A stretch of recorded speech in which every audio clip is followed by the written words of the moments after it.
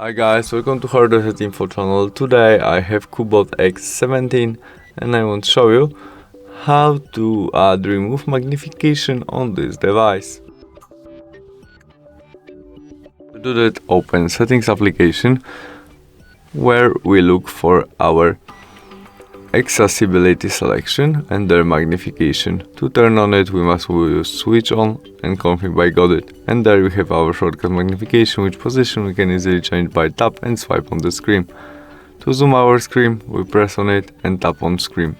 We can easily change position of our zoom using two fingers and swiping on the screen. To zoom more, we must do that or that to zoom out.